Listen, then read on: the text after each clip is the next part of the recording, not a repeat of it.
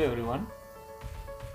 Today we are going to see what is factor of safety, what is the range for the factor of safety, and what are the different parameters we have to consider while selecting the factor of safety. This we are going to discuss in today's lecture. Now first we will see why we should provide this factor of safety, or what is the need of this factor of safety. Now what happens, there is always the difference that is in theoretical design value and the practical design value. So in such the working environment, it becomes very necessary to avoid the accident during the working condition. So whatever we design and whatever the actual values are there, so there is a slight difference. So to overcome out of that, we are providing this factor of safety. The factor of safety is used to provide the design margin for the theoretical design, and which allows for uncertainty in the design process. When we are designing that, there are two different uncertainty, and due to that there is a difference, that is the theoretical value and the practical value. So to overcome out of that, we provide this factor of safety. There may be any one of the uncertainty in the design that if we consider, then there may be any calculations, whatever the calculations we did, whether it is accurate or what, that is not certain. If some mistakes are there, then again it becomes very difficult. So to overcome out of that, and the material strength, because the material properties which we are assumed, that is what some based on assumptions, and we don't know whether we will get the same strength material. And what is the working condition duty where it is working, that also plays an important role. So if you take the example of thermal stress, so you are working in the temperature environment, so definitely the property will decrease as temperature go on decreasing. And the machining process which we are carrying out, based on that, how accurately you are carrying out the machining of that component, so that also plays an important role. And again, the operations like riveting and welding, how much accurate we are carrying out this operation, that also plays an important role. So to overcome all such different things, we are providing the factor of safety. Now if you want to say the definition of this the factor of safety, then we can say it is a ratio of two things, that is, one is the maximum stress to the working stress. So it is a ratio of the maximum stress to the working stress. So mathematically we can represent the factor of safety is equal to maximum stress or working stress, or even we can say it as a design stress, or even we can say it as a allowable stress, right? So then we will see this factor of safety for the ductile material and for the brittle material also. So factor of safety, just now we had seen, it is maximum stress to the working stress, and we know for the ductile material what we take. If we recall the stress strain diagram, that for the ductile material maximum stress we are taking as yield point stress. So we take yield point stress as the maximum stress and the working stress. If you take the ratio of that, then you get the factor of safety. Therefore, the sigma SYT, yield strength of this material, to the allowable stress, then you will get the same factor of safety for the ductile material. Similarly, factor of safety for the brittle material, what we will get. So here for the brittle material, maximum stress is what? It is the ultimate stress. So we will take ultimate stress as the maximum stress and working stress, and then we will get the factor of safety for the brittle material. So ultimate stress, we are denoting it by SUT divided by working stress, sigma W we can say, then we will get the factor of safety. So if we say one of the example, that if the component needs to withstand the 100 newtons, right, and the factor of safety is 4, then we have to design that the component for the 400, right? So here the 4 times additional load we are taking, right? So even though if you are applying the 100 Newton, but we are designing only 400, what happens if we design for the 100 and sometimes it exceeds, definitely it will fail. So here the factor of safety, they have taken it as a 4, and we have to design on the load which it is 400 Newton.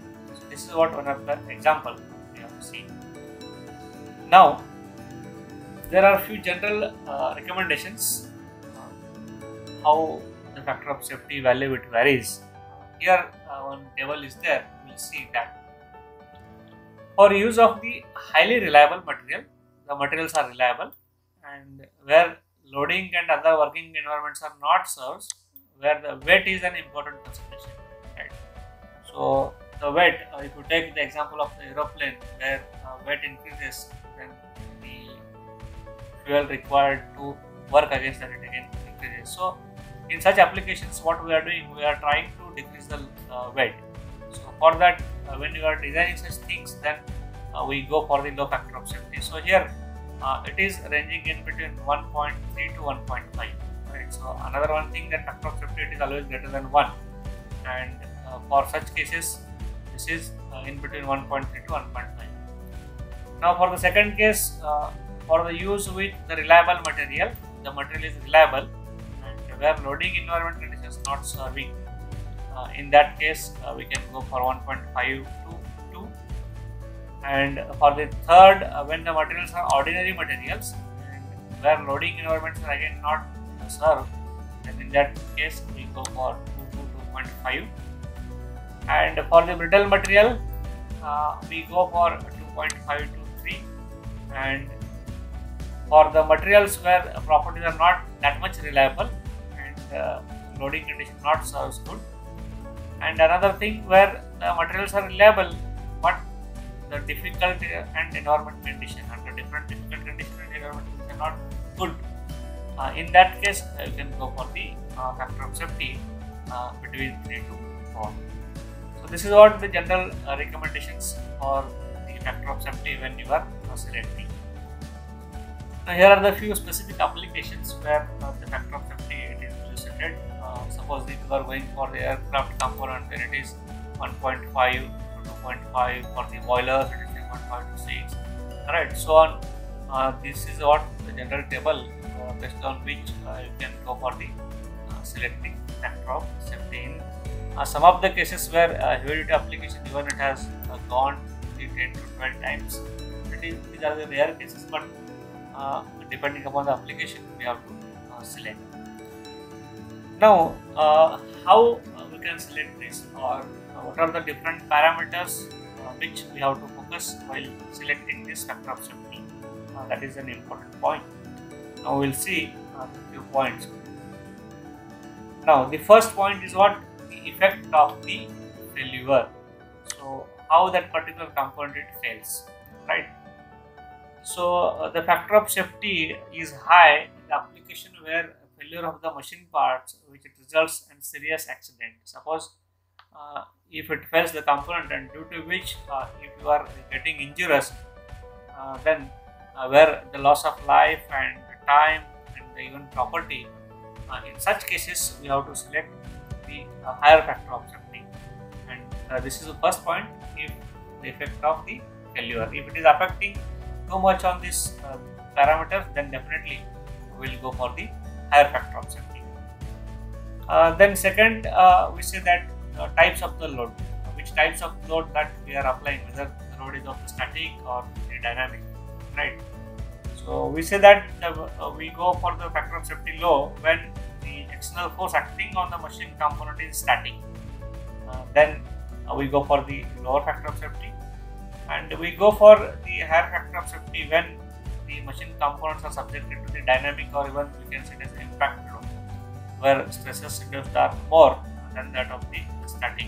In static, the low stresses it will develop for the same load, and in the dynamic it will develop more stresses. So here in the dynamic condition, we have to select larger factor of safety than the which we are selecting in the static condition.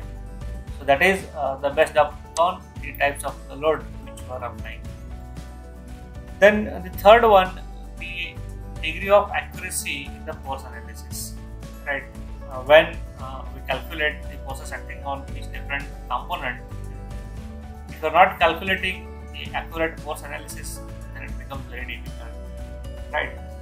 So if we are calculating the forces acting on that machine component precisely, then we can go for the lower factor of safety. Otherwise, we go for the higher factor of safety. Means the calculations is not that much accurate, then we go for the higher factor of safety. This is third parameter. Then fourth, that is the material of the component, right? So in the material, we assume that the material is homogeneous and isotropic, right? So these are the few assumptions we always assume. And when we are selecting factor of safety based on this, if the material is homogeneous, then ductile material like steel, then yield strength is the criteria for the failure. And here the factor of safety we assume small. Means if the material is homogeneous and ductile, and then we can go for the lower factor of safety. But if the structure it is now homogeneous structure, then we have to go for the higher factor of safety. So that is what we have to select the appropriate factor of safety based on the material, whether it is homogeneous or non-homogeneous. For homogeneous, low factor of safety, and for the non-homogeneous material, if it is there structure, then we can go for the higher factor of safety. Then the next, the reliability of the component, right? So in the continuous process equipment, power station, or the different equipments, high reliability of the component always we expect. And if we are going for the high reliability, then we should go for the higher factor of safety. And there is one simple relation. If you want to increase the reliability, you can increase the factor of safety. So this is directly related to the factor of safety and reliability. So directly proportional, we can say. But on the other hand, if you go on increasing the factor of safety too much, reliability definitely will increase. But on the other hand, the weight of the component or the machine it will increase. So again, you have to think and you have to take some judgment. But the simple thing is what the reliability is directly related to the factor of safety. As factor of safety increases, definitely the reliability of the component will definitely increase. Then next, we have to think the cost of the component. So as the factor of safety increases, the dimension of the component definitely increases. Means the material required for that component it increases, and as material increases, so the material is directly related to the cost. So overall cost of the component also it will increase. So that also you have to think. If you want to optimize, then we have to reduce the material, means then we have to reduce the factor of safety. So the reliability and cost, these are the again interlinked with each other. If you increase the reliability, means you go for the higher factor of safety. So the material requirement is more, then directly cost of the component it will increase. So based upon the application, you have to select appropriate factor of safety. So you can adjust the cost of that component.